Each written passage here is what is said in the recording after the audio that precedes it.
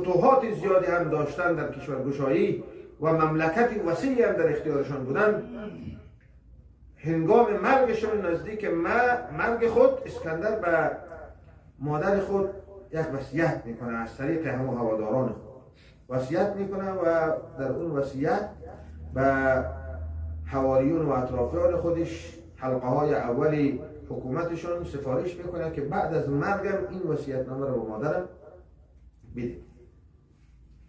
وصیتنامه به مادر میرسه، سفارش کرده در این وصیتنامه به مادرش که مادر، در مرگ من، بعد از مرگ من مجلس عزای بزرگی تشکیل بود و در او تمامی به اصطلاح هواداران و به اصطلاح اهالی کشور را دعوت برای اونها غذا فراهم، ولی یک شرط بکن که هر کی در عزای اسکندر شرکت میکنه باید غم زده نباشه، باید در عمر خود یک بار غم را تجربه نکرد. با همین شرط هر کسی در مرگ اسکندر شرکت میکنه دعوت.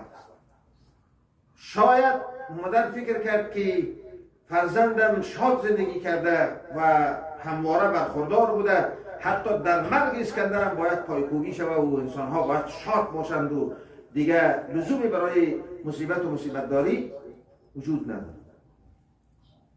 اما مادر این وصیت فرزند خود را عملی کرد و مجلس بزرگی را ترتیب داد مادر اسکندر و از مردم دعوت کرد. این شرط را اعلام کرد به سرتاسر کشور.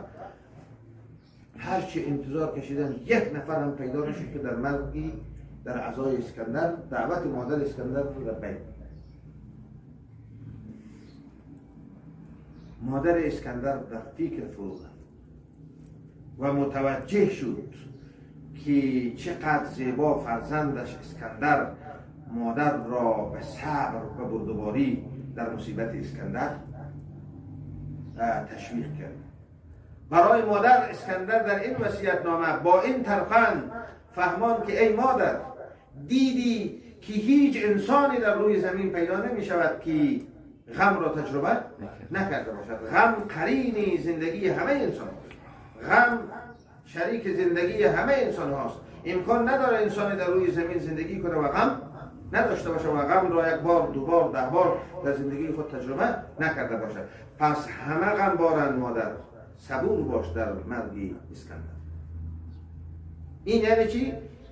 فرمایش امیرالمؤمنین علی علیه السلام انسان حلیفشه، حلیف الهموم، همنشین غم هاست، هم پیمان غم هاست.